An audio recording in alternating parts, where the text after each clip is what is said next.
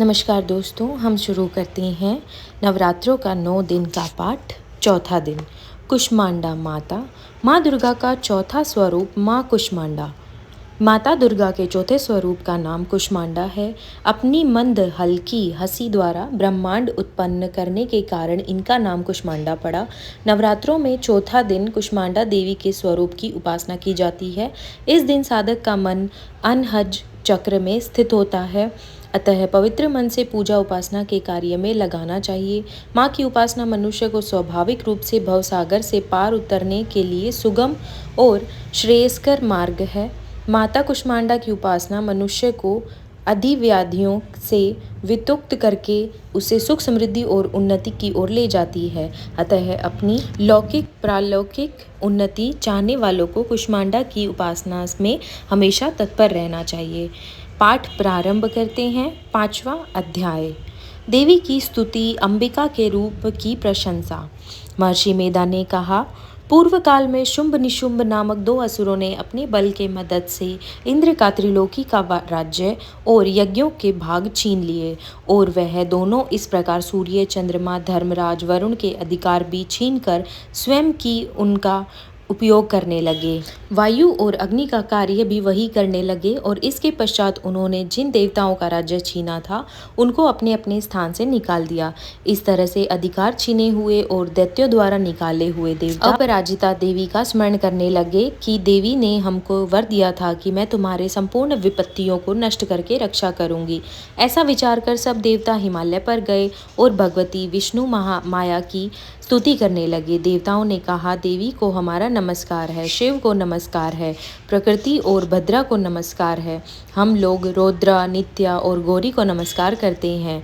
ज्योत्सनामयी, चंद्र रूपिणी व सुखा रूपी देवी को निरंतर नमस्कार है। शरणागतों का कल्याण करने वाली वृद्धि और सिद्धि रूपा देवी को हम बार बार नमस्कार करते हैं, और राजाओं की लक्ष्मी तथा सुवर्णी को नमस्कार करते हैं। दुर्गा को, दुर्ग स्थलों को पार कराने वाली दुर्गपारा को, सारा सर्वकारिणी ख्याति कृष्ण और धूम्र देवी को सदैव नमस्कार है। अत्यंत सौम्य तथा अत्यंत रौद्र रूपा को हम नमस्कार करते हैं, उन्हें हमारा बारंबार प्रणाम है। जगत की आधारभूत कृति को बारंबार नमस्कार करते हैं।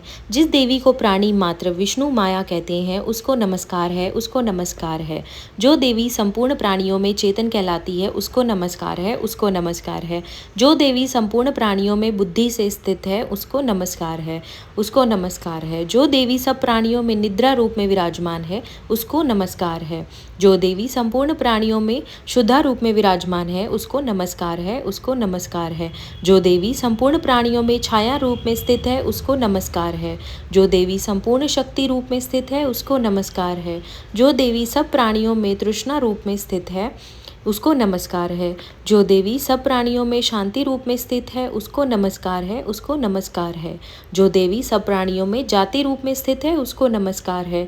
जो देवी सब प्राणियों में लज्जा रूप में स्थित है उसको नमस्कार है, उसको नमस्कार है। जो देवी सब प्राणियों में शांति रूप में स्थित है उसको नमस्कार है। जो देवी संपूर्ण प्राणियों में श्रद्धा रूप में स्थित है उसको नमस्कार है। जो देवी संपूर्ण प्राणियों में कांति रूप में स्थित है उसको नमस्कार है। जो देवी संपूर्ण प्राणियों में लक्ष्मी रूप में स्थित है उसको नमस्कार है। जो देवी संपूर्ण प्राणियों में वृत्ति रूप में स्थित है उसको नमस्कार है। जो देवी सब प्राणियों में स्मृति रूप में विराजमान है उसको नमस्कार है। जो देवी सब प्राणियों में दया रूप में स्थित है उसको नमस्कार है। जो देवी सब प्राणियों में तुष्टि रूप में स्थित है उसको नमस्कार है। जो देवी संपूर्ण प्राणियों में मातृ रूप में स्थित है उसको नमस्कार है। जो देवी संपूर्ण प्राणियों में भ्रांति रूप में स्थित है उसको नमस्कार है। जो देवी संपूर्ण प्राणियों में नित्य व्याप्त रहती है उसको नमस्कार है। जो देवी चैतन्य रूप में इस संपूर्ण संसार को व्याप्त करके स्थित है उसको नमस्कार है। पूर्व काल में देवताओं ने अपने अभिष्ट फल पाने के लिए जिनकी स्तुति की है और देवराज इंद्र ने बहुत दिनों तक जिसका सेवन किया है, वह कल्याण की साधना भूत ईश्वरी हमारा कल्याण और मंगल करे तथा सारी विपत्तियों को नष्ट कर डाले। असुरों के सताए हुए हम संपूर्ण देवता उस परमेश्वरी को इस समय नमस्कार करते हैं तथा जो भक्ति पूर्वक स्मरण की जाने पर तुरंत ही सब विपत्तियों को नष्ट कर देती है, वह जगदम्बा इस समय भी हमारा मंगल करके हमारी समस्त विपत्तियों को दूर करें। महर्षि मेधा ने कहा, हे राजन, इस प्रकार जब देवता स्तुति कर रहे थे तो उसी समय पार्वती देवी गंगा में स्नान करने के लिए आई। तब उनके शरीर से प्रकट होकर शिवा देवी बोली, शुंभ दैत्य के द्वारा स्वर्ग से निकले हुए और निशुंभ से हारे हुए यह देवता मेरी ही स्तुति कर रहे हैं। पार्वती के शरीर से अंबिका निकली थी, इसलिए उसको संपूर्ण लोक में कौशिकी कहते हैं। कौशिकी के प्रकट होने के पश्चात पार्वती देवी के शरीर का रंग काला हो गया और वह हिमालय पर रहने वाली कालिका देवी के नाम से प्रसिद्ध हुई। फिर शुंभ और निशुंभ के दूत चंड मुंड वहां आए और उन्होंने परम मनोहर रूप वाली अंबिका देवी को देखा। फिर वह शुंभ के पास जाकर बोले, महाराज, एक अत्यंत सुंदर स्त्री हिमालय को प्रकाशित कर रही है। वैसा रूप रंग हमने आज तक किसी स्त्री में नहीं देखा है। हे असुरेश्वर, आप यह पता लगावें कि वह कौन है और उसको ग्रहण कर लें। वह स्त्री स्त्रियों में रत्न है। वह अपनी कांति से 10 दिशाओं को प्रकाशित करती हुई वहाँ स्थित है, इसलिए आपको उसको देखना उचित है। हे प्रभु, तीनों लोकों के हाथी, घोड़े, मणि इत्यादि जितने रत्न हैं वह सब इस समय आपके घर में शोभायमान है। हाथियों के रत्न रूप ऐरावत हाथी और उच्चैश्रवा नामक घोड़ा तो आप इंद्र से ले आए हैं। हंसों द्वारा जुता हुआ विमान जो कि ब्रह्मा जी के पास था, अब वह भी आपके पास है। और यह महापद्म नामक खजाना आपने कुबेर से छीना है। समुद्र में आपको सदा खिले हुए फूलों की किंजकलिनी नामक माला दी है। वरुण का कंचन की वर्षा कराने वाली छत्र आपके पास है। रथों में श्रेष्ठ प्रजापति का रथ भी आपके पास है। हे दैत्येंद्र, मृत्यु से उत्क्रांतिदा नामक शक्ति भी आपने छीन ली है और वरुण का पाश भी आपके भ्राता निशुंभ के पास ही है और समुद्र में पैदा होने वाले सब प्रकार के रत्न भी आपके भ्राता निशुंभ के अधिकार में है और अग्नि में न जल सके ऐसे 2 वस्त्र भी अग्निदेव ने आपको दिए हैं। हे दैत्यराज, इस प्रकार सारी रत्न आरूपी वस्तुएं आप संग्रह कर चुके हैं, तो फिर आप ये कल्याणमयी स्त्रियों में रत्न रूप अनुपम स्त्री आप क्यों ग्रहण नहीं करते? महर्षि मेधा बोले, चंड मुंड का यह वचन सुनकर शुंभ ने विचारा कि सुग्रीव को अपना दूत बनाकर देवी के पास भेजा जाए। प्रथम उसको सब कुछ समझा दिया और कहा कि वहां जाकर कुछ तुम उसको अपनी इच्छा से समझाना और ऐसा उपाय करना जिससे वह प्रसन्न होकर तुरंत मेरे पास चली आए। भली प्रकार समझाकर कहना। दूत सुग्रीव पर्वत के उस रमणीय भाग में पहुंचा जहां देवी रहती थी। दूत ने कहा, हे देवी, दैत्यों का राजा शुंभ जो इस समय तीनों लोकों का स्वामी है, मैं उसका दूत हूँ और यहाँ तुम्हारे पास आया हूँ। संपूर्ण देवता उसकी आज्ञा एक स्वर में मानते हैं। अब जो कुछ उसने कहला भेजा है वह सुनो। उसने कहा है, इस समय संपूर्ण त्रिलोकी मेरे वश में है और संपूर्ण यज्ञों के भाग को पृथक पृथक मैं ही लेता हूँ और तीनों लोकों में जितने श्रेष्ठ रत्न हैं वह सब मेरे पास हैं। देवराज इंद्र का वाहन ऐरावत मेरे पास है जो मैंने उससे छीन लिया है। उच्च श्रवा नामक घोड़ा जो क्षीर सागर मंथन करने से प्रकट हुआ था उसे देवताओं ने मुझे समर्पित किया है।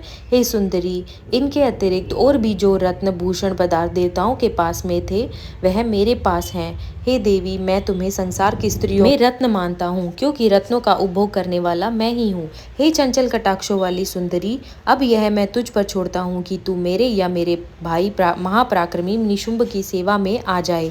यदि तू मुझसे वरेगी तो तुझे अतुल महान ऐश्वर्य की प्राप्ति होगी।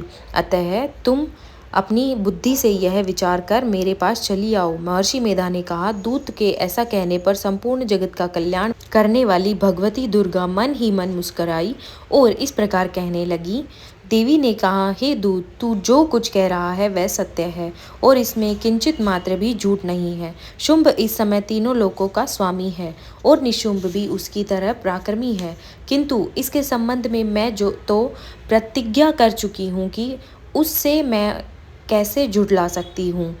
अतः तू मैंने जो प्रतिज्ञा की है उसे सुन। जो मुझे युद्ध में जीत लेगा और मेरे अभिमान को खंडित करेगा तथा बल में मेरे समान होगा वही मेरा स्वामी होगा। इसलिए शुंभ अथवा पराक्रमी निशुंभ यहाँ आवे और युद्ध में जीत कर मुझसे विवाह कर लें। इसमें भला देर की क्या आवश्यकता है? दूत ने कहा, हे देवी, तुम अभिमान से भरी हुई हो, मेरे सामने तुम ऐसी बात न करो।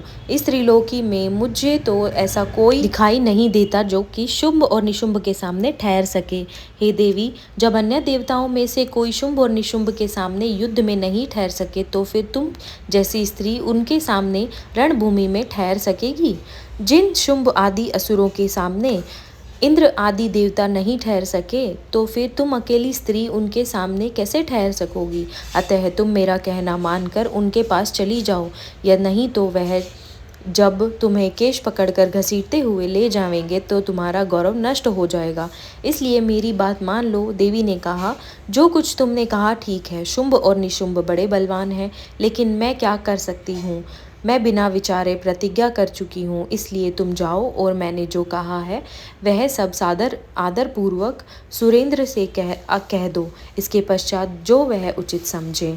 छठा अध्याय, धूम्रलोचन वध। ओम ऋषि बोले, देवी की बात सुनकर दूत सुग्रीव क्रोध से भरकर असुर सम्राट के शुंभ के पास पहुंचा और देवी के साथ हुई बातचीत विस्तार पूर्वक बता दी। दूत की बात सुनकर शुंभ के क्रोध का पारावार न रहा और दैत्य सेनापति धूम्रलोचन से बोला, तुम शीघ्र अपनी सेना को लेकर वहां जाओ और उस दुष्टा के केशों से पकड़कर घसीटते हुए यहाँ ले आओ। यदि उसकी रक्षा करने के लिए कोई देवता, यक्ष या गंधर्व आए तो उसे भी मार डालना। महर्षि मेधा बोले, आज्ञा पाते ही धूम्रलोचन 60,000 असुरों की सेना लेकर चल दिया। वहां पहुंचकर उसने हिमालय पर्वत पर विराजमान देवी प्रसन्नता पूर्वक मेरे स्वामी के पास नहीं चलेगी तो स्मरण रख कि मैं तुम्हें बालों से पकड़कर घसीटता हुआ बलपूर्वक ले जाऊंगा। देवी बोली, दैत्यराज शुंभ ने तुम्हें सेना लेकर मुझे बलपूर्वक लाने के लिए भेजा है। यदि तू मुझे बलपूर्वक ले जाएगा तो मैं तेरा क्या कर सकती हूँ। ऐसा कहने पर धूम्रलोचन देवी जगदम्बा को पकड़ने के लिए झपटा तो देवी अपनी हंकार से ही धूम्रलोचन को भस्म कर डाला। यह देखकर असुर सेना क्रोध से भरकर अंबिका देवी की तरफ लपकी, परंतु देवी ने उन पर तीखे बाणों तथा शक्तियों द्वारा फरसों की वर्षा आरंभ कर दी। इधर देवी दुर्गा का वाहन शेर भी कुपित होकर भयंकर आवाज करता हुआ असुरों की सेना पर उछल पड़ा। शेर ने कई असुरों को पंजे से, कई को जबड़ों से, कई को धरती पर पटक कर अपनी दाढ़ों से घायल करके मार डाला। उसने अपने नखों से कितने ही असुरों के पेट फाड़ डाले और कितने ही असुरों के सिर धड़ से अलग कर दिए। वह दैत्यों के पेट फाड़कर उनका रस चूसने लगा। क्षण भर में ही देवी के वाहन शेर से राक्षसों की सारी सेना का संहार कर डाला। शुंभ को जब यह समाचार मिला तो देवी के ने धूम्रलोचन को मार डाला और उनके वाहन शेर ने सभी को मौत के घाट पहुंचा दिया तो उसे बड़ा क्रोध आया। उसने चंडमुंड को आज्ञा दी कि तुम बहुत बड़ी सेना लेकर वहां जाओ और उस स्त्री को पकड़कर ले आओ। यदि उसे युद्ध करना पड़े तो सारी असुर सेना मिलकर उससे मार डालो। उस दुष्टा की हत्या होने पर तथा सिंह के मारे जाने पर वह स्त्री जिस दिशा में भी पड़ी हो उसे बांधकर शीघ्र लेकर लौटो। पांचवा दिन, स्कंद माता। माँ दुर्गा का पांचवा स्वरूप स्कंद माता। माँ दुर्गा के पांचवें स्वरूप को स्कंद माता कहा जाता है। ये भगवान स्कंद कुमार कार्तिकेय के नाम से भी जाने जाते हैं। इन्हीं भगवान स्कंद अर्थात कार्तिकेय की माता होने के कारण माँ दुर्गा के इस पांचवें स्वरूप को स्कंद माता के नाम से जाना जाता है। इनकी उपासना नवरात्र पूजा के 5वें दिन की जाती है। इस दिन साधक का मन विशुद्ध चक्र में स्थित रहता है। इनका वर्ण शुभ्र है। ये कमल के आसन पर विराजमान है, इसलिए इन्हें पद्मासन देवी भी कहा जाता है। इनका वाहन भी सिंह है। नवरात्र पूजन के 5वें दिन का शास्त्रों में पुष्कल महत्व बताया गया है। इस चक्र में अवस्थित रहने वाले साधक की समस्त बाह्य क्रियाएं एवं वृत्तियों का लोप हो जाता है। पाठ आरंभ।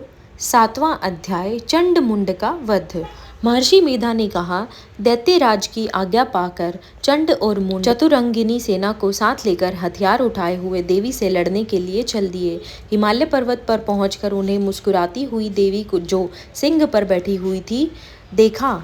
जब असुर उसे पकड़ने के लिए तलवारें लेकर आगे बढ़े तब देवी अंबिका को उन पर बड़ा क्रोध आया और मारे क्रोध के उनका मुख काला पड़ गया।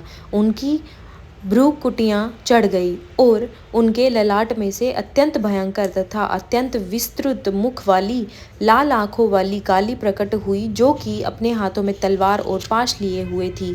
वह चित्रित खड्ग धारण किए हुए थी तथा चीते के चर्म की साड़ी तथा चरमुंड की माला धारण किए हुए थी। उसका मांस सूखा हुआ था और शरीर केवल हड्डियों का ढांचा था, और जो भयंकर शब्द से दिशाओं को पूर्ण कर रही थी। वह असुर सेना पर टूट पड़ी और दैत्यों का भक्षण करने लगी।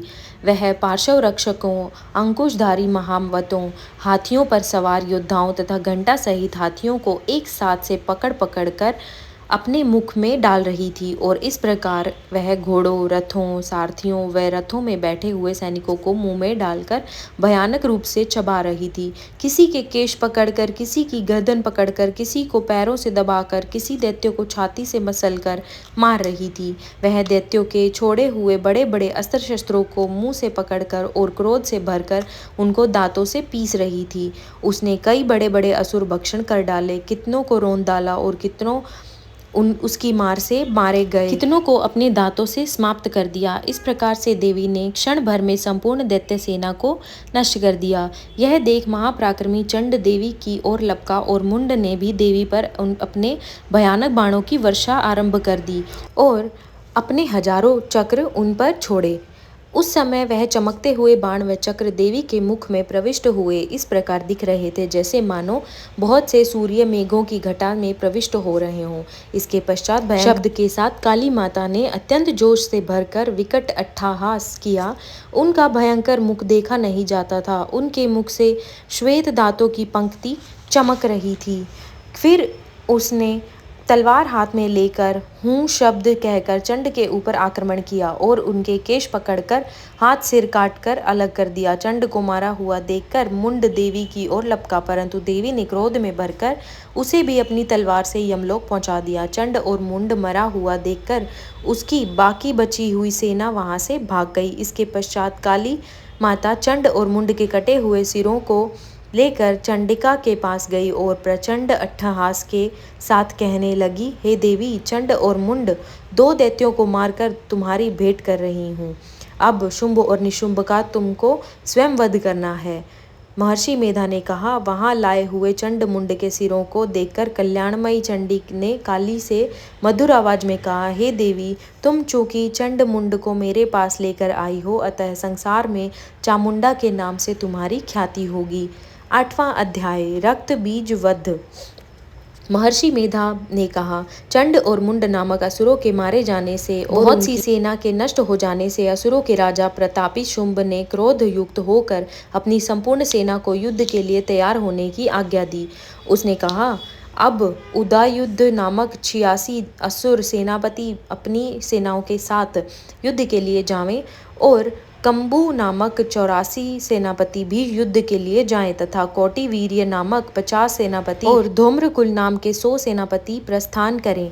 कालक, दोहद, मौर्य और कालकेय यह दैत्य भी मेरी आज्ञा से सज कर युद्ध के लिए कूच करें। भयानक शासन करने वाला असुरों का स्वामी शुंभ इस प्रकार आज्ञा देकर बहुत बड़ी सेना के साथ युद्ध के लिए चल दिया। उसकी सेना को अपनी ओर आता देखकर चंडिका ने अपने धनुष की टंकार से पृथ्वी और आकाश के बीच का भाग गुंजा दिया। हे राजन, इसके पश्चात देवी के सिंह ने दहाड़ना आरंभ किया और अंबिका के घंटे के शब्द से उस ध्वनि को और भी बढ़ा दिया। धनुष की टंकार, शेर की दहाड़ और घंटे के शब्द से पृथ्वी और आकाश के बीच का भाग गूंज उठा तथा इसके साथ ही देवी ने अपने मुख को और भी भयानक बना लिया। ऐसे भयंकर शब्दों को सुनकर राक्षसी सेना ने देवी तथा सिंह को चारों ओर से घेर लिया। हे राजन, उस समय दैत्यों के नाश के लिए और देवताओं के हित के लिए ब्रह्मा, शिव, कार्तिकेय, विष्णु तथा इंद्र आदि देवों की शक्तियों जो अत्यंत पराक्रम और बल से संपन्न थी, उनके शरीर से निकलकर उसी रूप में चंडिका देवी के पास गई। जिस देवता का जैसा रूप था उसे आभूषण थे और जैसा वाहन था वैसा ही रूप, आभूषण तथा वाहन लेकर उन देवताओं की शक्तियां दैत्यों से युद्ध करने के लिए आई।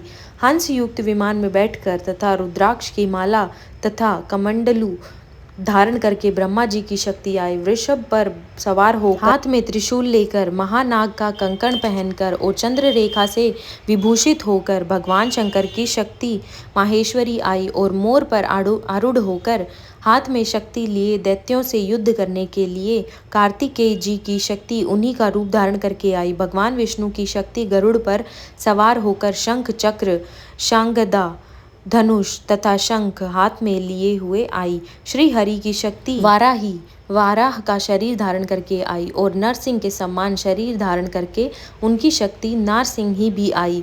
उसकी गर्दन के झटकों से आकाश के तारे टूट पड़ते हैं और इसी प्रकार देवराज इंद्र की शक्ति इंद्री भी ऐरावत के ऊपर सवार होकर आई। तत्पश्चात इन देव शक्तियों से घिरे हुए भगवान शंकर ने चंडिका से कहा, मेरी प्रसन्नता के लिए तुम शीघ्र ही इन असुरों को मारो। इसके पश्चात देवी के शरीर में से अत्यंत उग्र रूप वाली और सैकड़ों गिद्धड़ियों के समान आवाज करने वाली चंडिका शक्ति प्रकट हुई। उस अपराजिता देवी ने धूमिल जटा वाले भगवान शंकर जी से कहा, हे प्रभु, आप मेरी ओर से शुंभ और निशुंभ के पास दूत बनकर जाइए और उन अत्यंत गर्वीले दैत्यों से कहिए तथा उनके अतिरिक्त और जो भी दैत्य हैं वहाँ युद्ध के लिए उपस्थित हों, उनसे भी कहिए, जो तुम्हें अपने जीवित रहने की इच्छा हो तो त्रिलोकी का राज्य इंद्र को दे दो। देवताओं को उनका यज्ञ भाग मिलना आरंभ हो जाए और तुम पाताल को लौट जाओ, किंतु यदि बल के गर्व से तुम्हारी लड़ने की इच्छा हो तो फिर आ जाओ। तुम्हारे मांस से मेरी योगिनी तृप्त होंगी। क्योंकि उस देवी ने भगवान शंकर को दूत के कार्य में नियुक्त किया था, इसलिए वह संसार में शिवदूती के नाम से विख्यात हुई। भगवान शंकर ने से देवी का संदेश पाकर उन दैत्यों के क्रोध का कोई आर पार न रहा और जिस स्थान पर देवी विराजमान थी वहां पहुंचे और जाने के साथ ही उन पर बाणों और शक्तियों की वर्षा करने लगे। देवी ने उनके फेंके हुए बाणों, शक्तियों, त्रिशूल और फरसों को अपने बाणों से काट डाला और काली देवी उस देवी के साथ आगे खड़ी होकर शत्रुओं को त्रिशूल से विदीर्ण करने लगी और खट्टवांग से कुचलने लगी। ब्रह्माणी जिस तरफ दौड़ती थी उसी तरफ अपने कमंडलू का जल छिड़क कर दैत्यों के वीर्य व बल को नष्ट कर देती थी। इसी प्रकार माहेश्वरी त्रिशूल से, वैष्णवी चक्र से एवं अत्यंत कोप वाली कौमारी शक्ति द्वारा असुरों को मार रही थी और इंद्री के बाजू के प्रहार से सैकड़ों दैत्य रक्त की नदियां बहाते हुए पृथ्वी पर सो गए। वाराही ने कितने ही राक्षसों को अपने थूथन द्वारा मृत्यु के घाट उतार दिया। दाढ़ों के अग्रभाग से कितने ही राक्षसों की छाती को चीर डाला और चक्र की चोट से कितने ही को विदीर्ण करके धरती पर पटक दिया। बड़े बड़े राक्षसों को नरसिंही अपने नखों से विदीर्ण करके भक्षण कर रही थी और सिंहनाद के चारों दिशाओं को गुंजाती हुई रणभूमि में विचर कर रही थी। शिवदूती के प्रचंड अट्टहास से कितने ही दैत्य भयभीत होकर पृथ्वी पर गिर पड़े और उनके गिरते ही वह उनको भक्षण कर गई। इस तरह क्रोध से भरे हुए मातृगणों द्वारा नाना प्रकार के उपायों से बड़े बड़े असुरों को मरते हुए देखकर राक्षसी सेना भाग खड़ी हुई और उनको इस प्रकार भागता हुआ देखकर रक्त बीज नामक महापराक्रमी राक्षस क्रोध में भरकर युद्ध के लिए आगे बढ़ा। उसके शरीर से रक्त की बूंदें पृथ्वी पर जैसे ही गिरती थी, तुरंत वैसे ही शरीर वाला तथा वैसा ही बलवान दैत्य पृथ्वी से उत्पन्न हो जाता था। रक्त बीज गदा हाथ में लेकर इंद्री के साथ युद्ध करने लगा। जब इंद्री शक्ति ने उसको अपने वज्र से मारा तो घायल होने के कारण उसके शरीर से बहुत सा रक्त बहने लगा और उसकी प्रत्येक बूंद के उसके समान ही बलवान और महापराक्रमी अनेकों दैत्य भयंकर अस्त्र शस्त्र लेकर देवियों के साथ लड़ने लगे। जब इंद्री के वज्र प्रहार से उसके मस्तक पर चोट लगी और रक्त बहने लगा तो उसमें से हजारों ही पुरुष उत्पन्न हो गए। वैष्णवी के ने चक्र से और इंद्री के गदा से रक्त बीज को चोट पहुंचाई और वैष्णवी के चक्र से घायल होने पर शरीर से जो रक्त बहा उससे हजारों महाअसुर उत्पन्न हुए, जिनके द्वारा ये संपूर्ण जगत व्याप्त हो गया। कौमारी ने शक्ति से, वाराही ने खड्ग से और माहेश्वरी ने त्रिशूल से उसको घायल किया। इस प्रकार क्रोध से भरकर उस महादैत्य ने सब मातृ शक्तियों पर पृथक पृथक गदा से प्रहार किया और माताओं ने शक्ति तथा शूल इत्यादि से उसको जो बार बार घायल किया, उससे सैकड़ों महादैत्य उत्पन्न हुए और इस प्रकार उस रक्त बीज के रुधिर से उत्पन्न हुए असुरों ने से संपूर्ण जगत व्याप्त हो गया, जिससे देवताओं को भय हुआ। देवताओं को भयभीत देखकर चंडिका ने काली से कहा, हे चामुंडे, अपने मुख को बड़ा करो और मेरे शस्त्र घात से उत्पन्न हुए रक्त बिंदुओं तथा रक्त बिंदुओं से उत्पन्न हुए महाअसुरों को तुम अपने इस मुख में भक्षण करती जाओ। इस प्रकार रक्त बिंदुओं से उत्पन्न हुए महादैत्यों को भक्षण करती हुई तुम रणभूमि में विचरो। इस प्रकार रक्त क्षीण होने से यह दैत्य नष्ट हो जाएगा। तुम्हारे भक्षण करने के कारण अन्य दैत्य उत्पन्न नहीं होंगे। काली से इस प्रकार कहकर चंडिका देवी ने रक्त बीज पर अपने त्रिशूल से प्रहार किया और काली देवी ने अपने मुख में उसका रक्त ले लिया। तब उसने गदा से चंडिका पर प्रहार किया। प्रहार से चंडिका को तनिक भी कष्ट न हुआ, किंतु रक्त बीज के शरीर से बहुत सा रक्त बहने लगा, लेकिन उसने गिरने के साथ ही काली ने उसको अपने मुख में ले लिया। काली के मुख से उस रक्त से जो असुर उत्पन्न हुए उनको उसने भक्षण कर लिया और रक्त को पीती हुई तदनंतर देवी ने रक्त बीज को, जिसका ही खून काली ने पिया था, चंडिका ने उस दैत्य को वज्र, बाण, खड्ग तथा दृष्टि इत्यादि से मार डाला। हे राजन, अनेक प्रकार से शस्त्रों से मारा हुआ और खून से वंचित यह महादैत्य रक्त बीज पृथ्वी पर गिर पड़ा। हे राजन, उसके गिरने से देवता अत्यंत प्रसन्न हुए और माताएं उन असुरों का रक्त पीने के पश्चात उद्यत होकर नृत्य करने लगी। छठा दिन, कात्यायनी माँ। माँ दुर्गा का छठा स्वरूप माँ कात्यायनी। माँ दुर्गा के छठे स्वरूप को कात्यायनी कहते हैं। कात्यायनी महर्षि कात्यायन की कठिन तपस्या से प्रसन्न होकर उनकी इच्छा अनुसार उनके यहाँ पुत्री के रूप में पैदा हुई थी। महर्षि कात्यायन ने सर्वप्रथम इनकी पूजा की थी, इसलिए ये कात्यायन के नाम से प्रसिद्ध हुई। माँ कात्यायनी अमोघ फलदायिनी है। दुर्गा पूजा के छठे दिन इनके स्वरूप की पूजा की जाती है। इस दिन साधक का मन आज्ञा चक्र में स्थित रहता है। योग साधना में इस आज्ञा चक्र का अत्यंत ही महत्वपूर्ण स्थान है। इस चक्र में स्थित नम वाला साधक माँ कात्यायनी के चरणों में अपना सब कुछ न्यौछावर कर देता है। भक्त को सहज भाव से माँ कात्यायनी के दर्शन प्राप्त हो जाते हैं। उनका साधक इस लोक में रहते हुए भी अलौकिक तेज से युक्त हो जाता है। 9वां अध्याय, निशुंभ वध। राजा ने कहा, हे ऋषिराज, आपने रक्त बीज के वध से संबंध रखने वाला वृत्तांत मुझे सुनाया।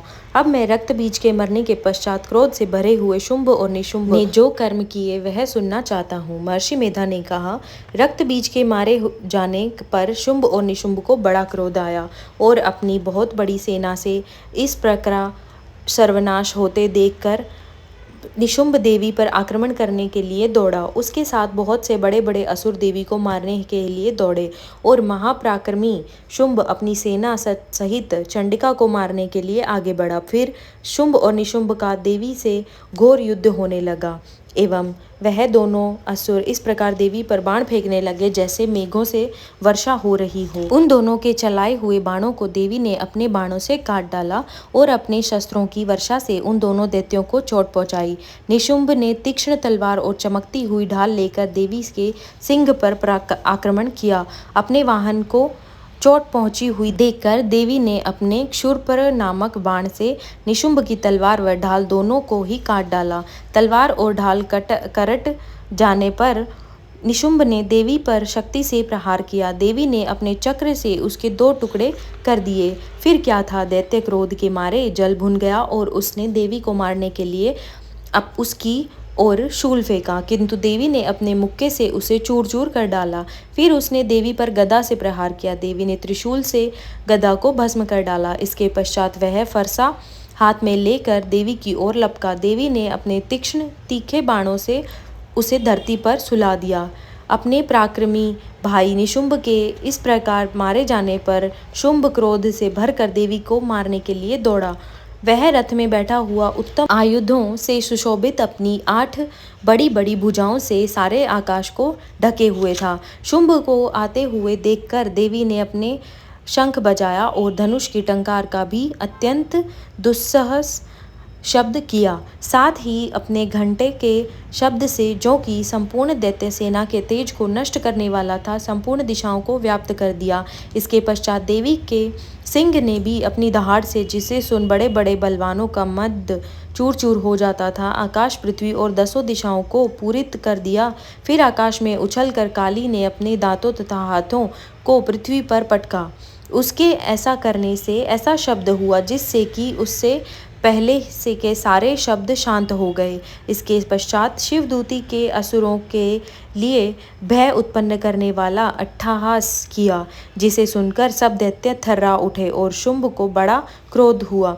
फिर अंबिका ने उसे अरे दुष्ट, खड़ा रह कहा तो आकाश से सभी देवता जय हो बोल उठे। शुंभ ने वहां आकर ज्वालाओं से युक्त एक अत्यंत भयंकर शक्ति छोड़ी, जिसे आते देख देवी ने अपने मोहोलिका नामक शक्ति से काट डाला। हे राजन, फिर शुंभ के सिंहनाद से तीनों लोक व्याप्त हो गए और उसकी प्रतिध्वनि ने ऐसा घोर शब्द हुआ जिससे इससे पहले के सभी शब्द को जीत लिया। शुंभ के छोड़े बाणों को देवी ने और देवी के छोड़े बाणों को शुंभ ने अपने बाणों से काट सैकड़ों हजारों टुकड़ों में परिवर्तित कर दिया। इसके पश्चात जब चंडिका ने क्रोध में भरकर शुंभ को त्रिशूल से मारा तो वह मूर्छित होकर पृथ्वी पर गिर पड़ा। जब उसकी मूर्छा दूर हुई तो वह धनुष लेकर आया और अपने बाणों से उसने देवी काली और सिंह को घायल कर दिया। फिर उस राक्षस ने 10,000 भुजाएं धारण करके चक्रादि आयुधों से देवी को आच्छादित कर दिया। तब भगवती दुर्गा ने कुपित होकर अपने बाणों से उन चक्र और बाणों को काट डाला। यह देखकर निशुंभ हाथ में गदा लेकर चंडिका को मारने के लिए दौड़ा। उसके आते ही देवी ने तीक्ष्ण धार वाले खड्ग से उसकी गदा को काट डाला। उसने फिर त्रिशूल हाथ में ले लिया। देवताओं को दुखी करने वाले निशुंभ को त्रिशूल हाथ में लिए आता हुआ देखकर चंडिका ने अपने त्रिशूल से उसकी छाती में से एक उस ऐसा जैसा ही महापराक्रमी दैत्य ठहर जा कहता हुआ निकला। उसको देखकर देवी ने बड़े जोर से ठहाका लगाया। अभी वह निकलने भी न पाया था, उसका सिर अपनी तलवार से काट डाला। सिर के कटने के साथ ही वह धरती पर गिर पड़ा। तदनंतर सिंह दहाड़ दहाड़ कर असुरों का भक्षण करने लगा और काली शिवदूती भी राक्षसों का रक्त पीने लगी।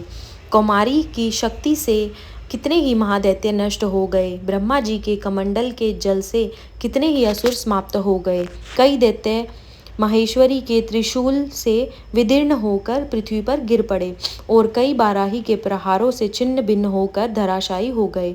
वैष्णवी ने भी अपने चक्र से बड़े बड़े महापराक्रमियों का कचूमर निकालकर उन्हें यमलोक भेज दिया और इंद्री ने कितने ही महाबली राक्षस टुकड़े टुकड़े हो गए। कई दैत्य मारे गए, कई भाग गए, कितने ही काली शिवदूती और सिंह ने भक्षण कर लिए। 10वां अध्याय शुंभ वध। महर्षि मेधा ने कहा, हे राजन, अपने प्यारे भाई को मरा हुआ तथा अपनी सेना को नष्ट हुआ देखकर क्रोध में भरकर दैत्यराज शुंभ कहने लगा, दुष्ट दुर्गे, तू अहंकार में गर्व मत कर, क्योंकि तू दूसरों के बल पर लड़ रही है। देवी ने कहा, हे दुष्ट, देख, मैं तो अकेली ही हूँ। इस संसार में मेरे सिवा दूसरा कौन है? यह सब मेरी शक्तियाँ हैं। देख, यह सब की सब मुझमें प्रविष्ट हो रही हैं। इसके पश्चात ब्रह्माणी आदि सभी देवियाँ उस देवी के शरीर में लीन हो गई और देवी अकेली रह गई। तब देवी ने कहा, मैं अपनी ऐश्वर्य शक्ति से अनेकों रूपों में यहाँ उपस्थित हुई थी। उन सब रूपों को मैंने समेट लिया है। सब अकेली ही यहाँ खड़ी हूँ। तुम भी यहाँ ठहरो। महर्षि मेधा ने कहा। ते देवताओं तथा राक्षसों को देखते देखते देवी तथा शुंभ में भयंकर युद्ध होने लगा। अंबिका देवी ने सैकड़ों अस्त्र शस्त्र छोड़े। उधर दैत्यराज ने भी भयंकर अस्त्रों का प्रहार आरंभ कर दिया। देवी के छोड़े हुए सैकड़ों अस्त्रों को दैत्य ने अपने अस्त्रों द्वारा काट डाला। इसी प्रकार शुंभ ने जो भी अस्त्र छोड़े उनको देवी ने अपने भयंकर हुंकार के द्वारा ही काट डाला। दैत्य ने जब सैकड़ों बाण छोड़कर देवी को ढक दिया तो क्रोध में भरकर देवी ने अपने बाणों से उसका धनुष काट नष्ट कर डाला। धनुष कट जाने पर दैत्येंद्र ने शक्ति चलाई, लेकिन देवी ने उसे भी काट कर फेंक दिया। फिर दैत्येंद्र चमकती हुई ढाल लेकर देवी की ओर दौड़ा, किंतु जब वह देवी के समीप पहुंचा तो देवी ने अपने तीक्ष्ण बाणों से उसकी चमकने वाली ढाल को भी काट डाला। फिर दैत्येंद्र का घोड़ा मारा गया, रथ टूटा गया, सारथी मारा गया। तब वह भयंकर मुद्गर लेकर देवी पर आक्रमण करने के लिए चला, किंतु देवी ने अपने तीक्ष्ण बाणों से उसके मुद्गर को भी काट दिया। इस पर दैत्य ने क्रोध से भरकर देवी की छाती में बड़े जोर से एक मुक्का मारा। दैत्य ने जब देवी को मुक्का मारा तो देवी ने भी उसकी छाती में जोर से एक थप्पड़ मारा। थप्पड़ खाकर पहले दैत्य धरती पर गिर पड़ा, किंतु तुरंत ही वह उठ खड़ा हुआ। फिर वह देवी को पकड़कर आकाश की ओर उछला और वहां जाकर दोनों में युद्ध होने लगा। यह युद्ध ऋषियों व देवताओं को आश्चर्य में डालने वाला था। देवी आकाश में दैत्य के साथ बहुत देर तक युद्ध करती रही। फिर देवी ने उसे आकाश में घुमाकर पृथ्वी पर गिरा दिया। दुष्टात्मा दैत्य पुनः उठकर देवी को मारने के लिए दौड़ा। तब उसको अपनी ओर आता हुआ देखकर देवी ने उसकी छाती विदीर्ण करके उसको पृथ्वी पर पटक दिया। देवी के त्रिशूल से घायल होने पर उस दैत्य के प्राण पखेरु उड़ गए और उसके मरने पर समुद्र, द्वीप, पर्वत और पृथ्वी सब कांपने लग गए। तदनंतर उस दुरात्मा के मरने से संपूर्ण जगत प्रसन्न व स्वस्थ हो गया और आकाश निर्मल हो गया। पहले जो उत्पात सूचक मेघ और उल्कापात होते थे वह सब शांत हो गए। उसके मारे जाने से नदियां अपने ठीक मार्ग से बहने लगी। संपूर्ण देवताओं का हृदय हर्ष से भर गया और गंधर्वनियां सुंदर गायन करने लगी। गंधर्व बाजे बजाने लगे और अप्सराएं नाचने लगी। पवित्र वायु बहने लगी। सूर्य की कांति स्वच्छ हो गई। यज्ञशालाओं की बुझी हुई अग्नि अपने आप प्रज्वलित हो उठी तथा चारों दिशाओं में शांति फैल गई। 7वां दिन कालरात्रि। माँ दुर्गा का 7वां स्वरूप कालरात्रि माँ है। माँ दुर्गा के 7वें स्वरूप को कालरात्रि कहा जाता है। माँ कालरात्रि का स्वरूप देखने में अत्यंत भयानक है, लेकिन ये सदैव शुभ फल देने वाली मानी जाती हैं, इसलिए इन्हें शुभंकरी भी कहा जाता है। दुर्गा पूजा के 7वें दिन माँ कालरात्रि की पूजा का विधान है। इस साधक का मन सहस्रार चक्र में स्थित रहता है। उसके लिए ब्रह्मांड की समस्त सिद्धियों के द्वार खुलने लगते हैं। इस चक्र में स्थित साधक का मन पूर्णतः माँ कालरात्रि के स्वरूप में अवस्थित रहता है। माँ कालरात्रि दुष्टों का विनाश तथा ग्रहों बाधाओं को दूर करने वाली है, जिसके साधक भय युक्त हो जाता है।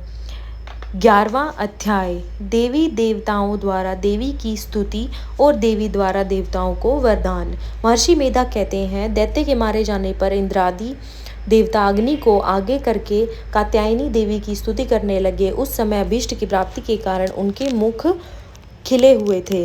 देवताओं ने कहा, हे शरणागतों के दुख को दूर करने वाली देवी, तुम प्रसन्न हो। हे संपूर्ण जगत की माता, तुम प्रसन्न हो। हे विश्वेश्वरी, तुम विश्व की रक्षा करो, क्योंकि तुम इस चर और अचर जगत की ईश्वरी हो। हे देवी, तुम संपूर्ण जगत की आधार रूप हो, क्योंकि तुम पृथ्वी रूप में भी स्थित हो और अत्यंत पराक्रम देवी वाली देवी हो।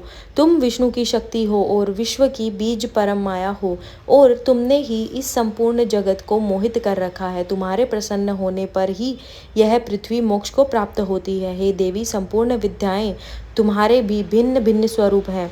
इस जगत में जितनी स्त्रियां हैं वह सब तुम्हारी ही मूर्तियां हैं। एकमात्र तुमने ही इस जगत को व्याप्त कर रखा है। तुम्हारी स्तुति किस प्रकार हो सकती है, क्योंकि तुम परम बुद्धि रूप हो और संपूर्ण प्राणी रूप स्वर्ग तथा मुक्ति देने वाली हो। अतः इस रूप में तुम्हारी स्तुति की गई है।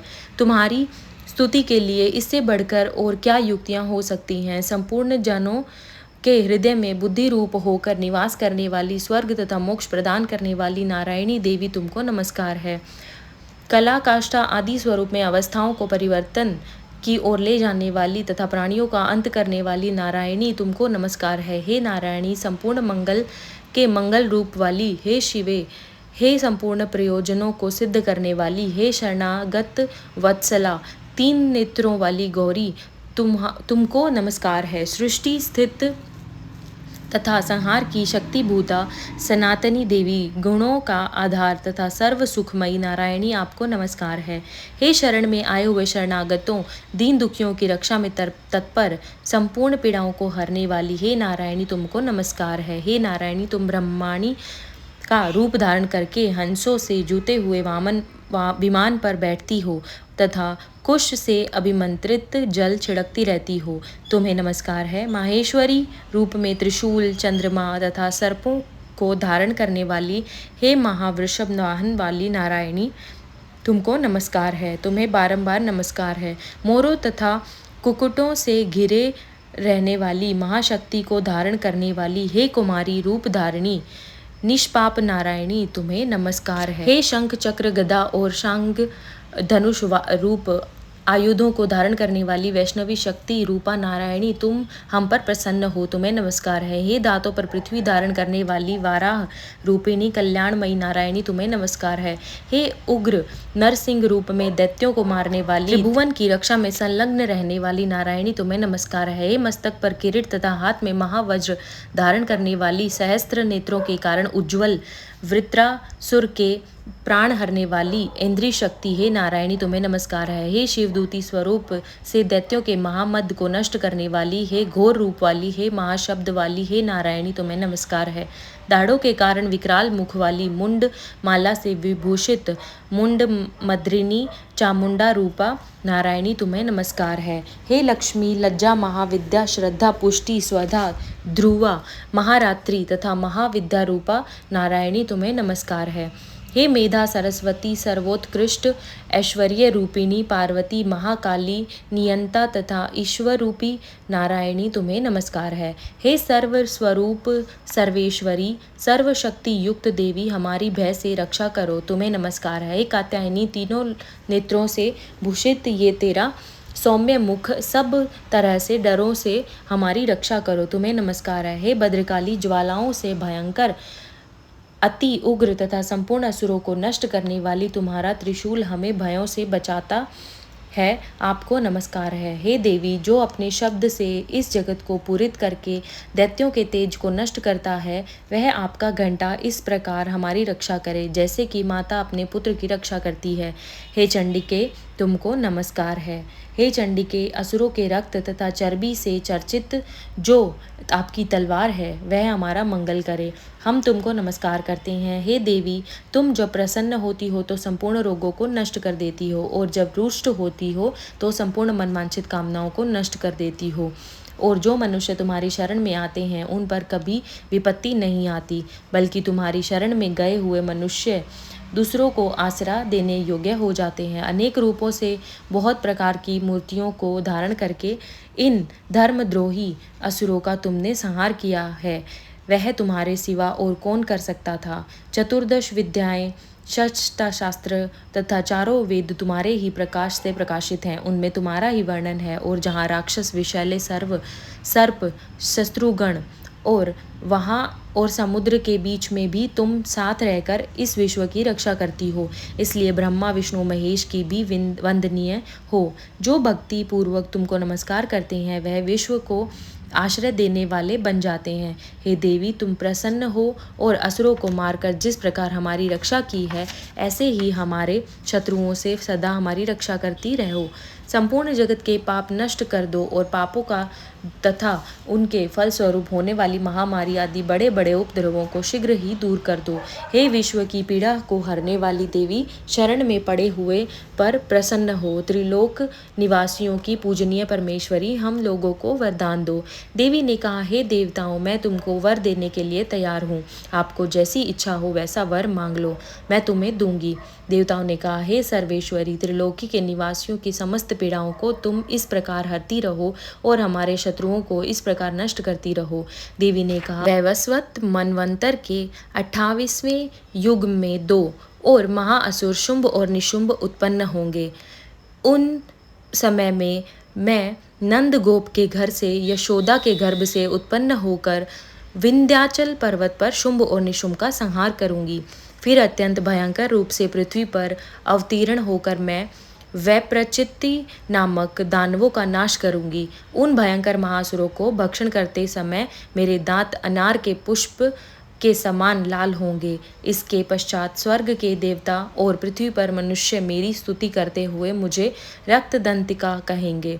फिर जब 100 वर्षों तक वर्षा न होगी तो मैं ऋषियों को स्तुति करने पर आयानिज नाम से प्रकट होंगी और अपने 100 नेत्रों से ऋषियों को की ओर देखूंगी। अतः मनुष्य शताक्षी नाम से मेरी कीर्तन करेंगे।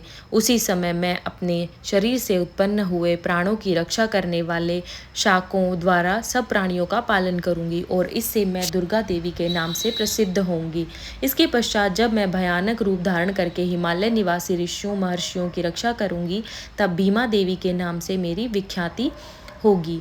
फिर जब अरुण नामक असुर तीनों लोकों को पीड़ित करेगा तब मैं असंख्य भ्रमरों का रूप धारण करके उस महादैत्य का वध करूंगी। तो सब स्वर्ग में देवता तथा मृत्यु लोक में मनुष्य मेरी स्तुति करते हुए मुझे भ्रमरी नाम से पुकारेंगे। इस प्रकार जब जब पृथ्वी राक्षसों से पीड़ित होगी तब तब मैं अवतरित होकर शत्रुओं का नाश करूंगी।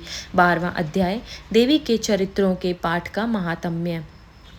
देवी बोली, हे देवताओं, जो पुरुष इन स्रोतों द्वारा एकाग्रति चित्त होकर मेरी स्तुति करेगा उसके संपूर्ण कष्टों को मैं निसंदेह हर लूंगी।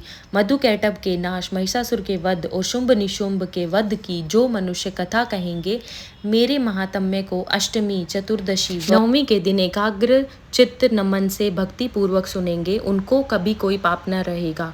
पाप से उत्पन्न हुई विपत्ति भी उनको न सताएगी। उनके घर में दरिद्रता न होगी और न उनको प्रियजनों का विक्षोभ ही होगा। उनको किसी प्रकार का भय न होगा। इसलिए प्रत्येक मनुष्य को भक्ति पूर्वक मेरे इस कल्याणकारक महात्म्य को सदा पढ़ना तथा सुनना चाहिए।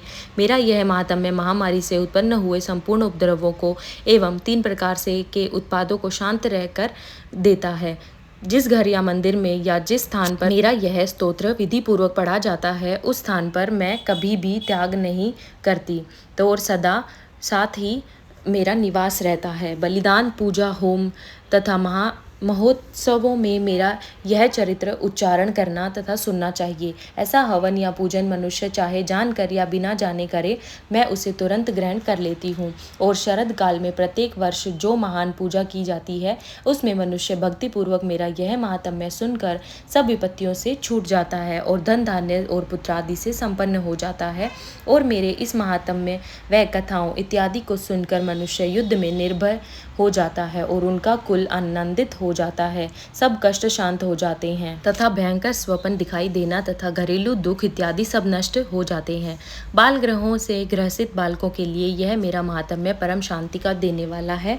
मनुष्यों के फूट पड़ने पर यह भली भांति मित्रता करवाने वाला है। मेरा यह महात्म्य मनुष्यों को मेरे जैसी सामर्थ्य की प्राप्ति करवाने वाला है। पशु, पुष्प, अर्घ्य, धूप, गंध, दीपक इत्यादि सामग्रियों द्वारा पूजन करने से, ब्राह्मण को भोजन करा के, हवन करके, प्रतिदिन अभिषेक करके, नाना प्रकार के भोगों को अर्पण करके तथा प्रत्येक वर्ष दान इत्यादि करके जो मेरी आराधना की जाती है तो उससे मैं जैसी प्रसन्न हो जाती हूँ वैसा ही प्रसन्न मैं इस चरित्र के सुनने से हो जाती हूँ। यह महात्म्य श्रवण करने पर पापों को हर लेता है और आरोग्य प्रदान करता है। मेरे प्रादुर्भाव का कीर्तन दुष्ट प्राणियों से रक्षा करने वाला है, युद्ध में दुष्ट दैत्यों का संहार करने वाला है। इसके सुनने से मनुष्य को शत्रुओं का भय नहीं रहता। हे देवताओं, तुमने जो स्तुति की है अथवा ब्रह्मा जी ने मेरी जो स्तुति की है वह मुझको मनुष्यों को कल्याणकारी बुद्धि प्रदान करने वाली है। वन में, सोने मार्ग में अथवा दावानल से घिर जाने पर, वन में चारों ओर से घिरा हुआ तथा शत्रुओं द्वारा पकड़ा हुआ, जंगल में सिंहों से, व्याघ्रों से तथा जंगली हाथियों द्वारा पीछा किया हुआ, राजा के क्रुद्ध को हो जाने पर, मारे जाने के भय से, समुद्र में नाव के डगमगाने पर, भयंकर युद्ध में फंसा होने पर, किसी भी प्रकार की पीड़ा से पीड़ित, घोर बाधाओं से दुखी हुआ मनुष्य मेरे इस चरित्र को स्मरण करने से मुक्त हो जाता है। मेरे प्रभाव से सिंह, चोर या शत्रु इत्यादि सब दूर भाग जाते हैं और पास नहीं आते। महर्षि ने कहा, प्रचंड पराक्रम वाली भगवती चंडिका यूं कहने के पश्चात सब देवताओं को देखते ही देखते अंतर्ध्यान हो गई और संपूर्ण देवता अपने शत्रु के मारे जाने पर पहले की तरह यज्ञ भाग का उपभोग करने लगे और उनको अपने अधिकार फिर से प्राप्त हो गए। और युद्ध में देवताओं को शत्रुओं अशुंभ और निशुंभ के देवी के हाथों मारे जाने पर बाकी बचे हुए राक्षस पाताल को चले गए। हे राजन, इस प्रकार भगवती अंबिका नित्य होती हुई भी बार बार प्रकट होकर इस जगत का पालन करती है।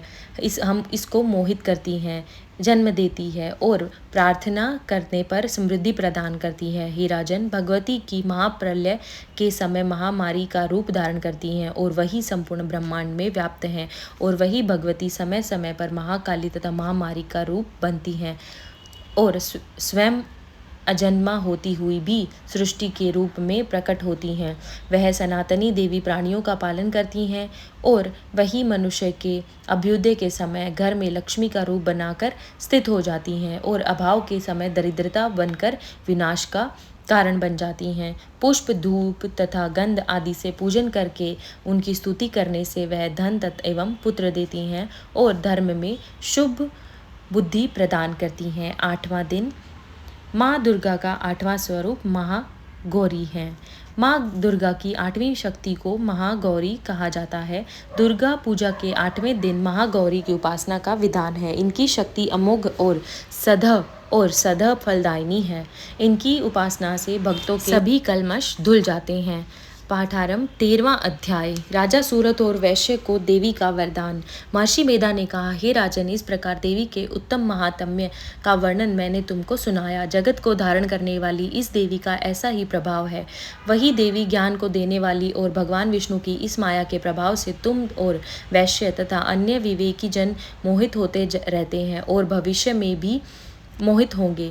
हे राजन, तुम इसी परमेश्वरी की शरण में जाओ। यही देवी आराधना करने पर मनुष्य को भोग, स्वर्ग तथा मोक्ष प्रदान करती है। मार्कंडेय जी ने कहा। महर्षि मेधा की यह बात सुनकर राजा सूरत ने उन उग्र व्रत वाले ऋषि को प्रणाम किया और राज्य के छिन जाने के कारण जो उनके मन में अत्यंत ग्लानि हुई उसे त्याग कर भगवती के दर्शनों के लिए तपस्या करने लगे। दोनों ने नदी के तट पर देवी की मूर्ति बनाई और पुष्प, धूप, दीप तथा हवन द्वारा उनका पूजन करने लगे। पहले उन्होंने आहार को कम कर दिया, फिर बिल्कुल निराहार रहकर भगवती मन लगाकर एकाग्रता पूर्वक उनकी आराधना करने लगे। वह दोनों अपने शरीर के से रक्त से देवी को बलि देते हुए 3 वर्ष तक लगातार भगवती की आराधना करते रहे। 3 वर्ष के पश्चात जगत का पालन करने वाली चंडिका ने उनको प्रत्यक्ष दर्शन देकर कहा। देवी बोली, हे राजन तथा अपने कुल को प्रसन्न करने वाले वैश्य, तुम जिस वर की इच्छा रखते हो वह मुझसे मांगो, वह वर मैं तुम्हें दूंगी, क्योंकि मैं तुम पर अत्यंत प्रसन्न हूँ। मार्कंडेय जी कहते हैं, यह सुनकर राजा ने अगले जन्म में नष्ट न होने वाला अखंड राज्य और इस जन्म में बलपूर्वक अपने शत्रुओं को नष्ट करने के पश्चात अपना पुनः राज्य प्राप्त करने के लिए भगवती से वरदान मांगा। और वैश्य ने भी, जिसका चित्त संसार की ओर से विरक्त हो चुका था, अतः भगवती ने अपनी ममता और अहंकार रूप आसक्ति को नष्ट कर देने वाले ज्ञान को देने के लिए कहा। देवी ने कहा, हे राजन, तुम शीघ्र ही अपने शत्रुओं को मारकर पुनः अपना राज्य प्राप्त कर लोगे। तुम्हारा राज्य स्थिर रहने वाला होगा। फिर मृत्यु के पश्चात आप सूर्य देव के अंश से जन्म लेकर सावर्णिक मनु के नाम से इस पृथ्वी पर ख्याति को प्राप्त होंगे। हे वैश्य कुल में श्रेष्ठ, आपने जो वर मुझसे मांगा है वह आपको देती हूँ। आपको मोक्ष देने वाले ज्ञान की प्राप्ति होगी। मार्कंडेय जी कहते हैं, इस प्रकार उन दोनों को मनवांछित वर प्रदान कर तथा उनसे अपनी स्तुति सुनकर भगवती अंतर्धान हो गई। और इस प्रकार क्षत्रियों में श्रेष्ठ वह राजा सूरत भगवान सूर्य देव से जन्म लेकर इस पृथ्वी पर सावर्णिक मनु के नाम से विख्यात हुए। ऋग्वेदोक्त देवी सूक्त। भगवती बोली, मैं रुद्र, वसु, आदित्य और विश्वेदेव रूप से सर्वत्र विचरती हूँ। मित्र, वरुण, इंद्र, अग्नि और अश्विनी कुमारों को भी मैंने ही धारण कर रखा है।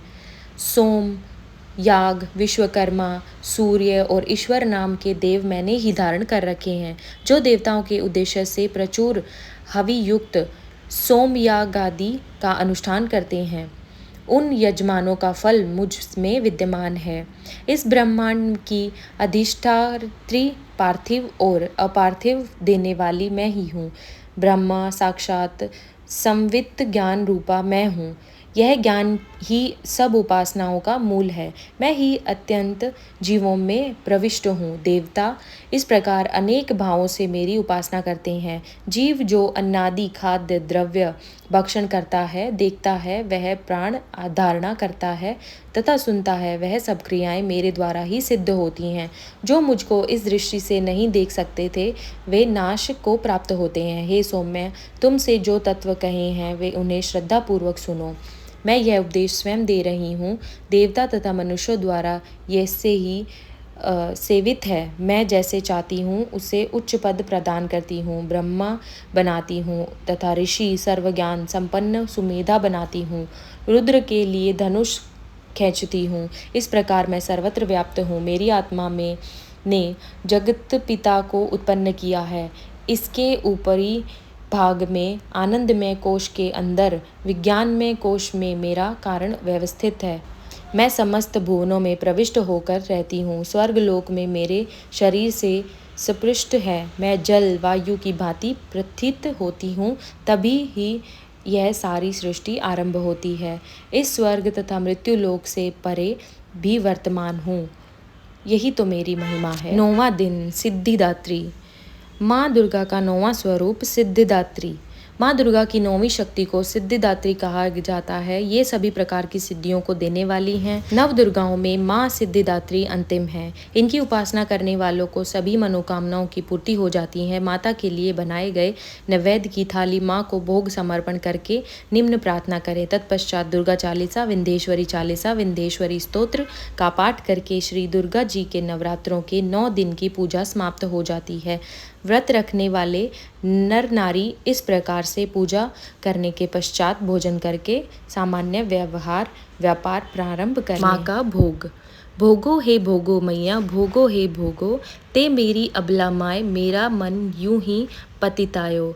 बथुए की भाजी देवा, अथक बनाई खीर खांड देवा और मिठाइयाँ। संत प्यारों का दाना, बाले भोलों का दाना, निपट गराबों का दाना। माता ले घर आए, मैं मेरा मन यूं ही पतितायो। हे माँ दास धनुआ तेरा भोग ले आया। मुरारी भगत तेरा भोग ले आया। राज रे रूपेश्वर तेरा भोग ले आया। धानु रे भगत तेरा भोग ले आया। राजा रे हरिश्चंद्र तेरा भोग ले आया। रानी तारा दे तेरा भोग ले आई। संत और सेवक तेरा भोग ले आया। भक्त सेवैये तेरा भोग ले आए। भोगो हे भोगो मैया, भोगो है भोगो। सोने का खड़वा गंगा जल पानी, सोने की झारी गंगा जल पानी। ऐसा ठंडरा ठंडरा पानी, ऐसा मिठरा मिठरा पानी, पियो पियो मेरी आदि भवानी। नगर कोट रानी, आशा देवी, मनसा देवी, अष्टभुजी छत्रभुजी, ते मेरी कालका महारानी। पियो रे पियो मैया, पानों का बीड़ा तेरा भोला जन लाया। पान सुपारी तेरा धान जन लाया। चाबो हे चाबो मैया, चाबो हे चाबो चंडी, मेरा मन यूं ही पतितायो। जय माता दी।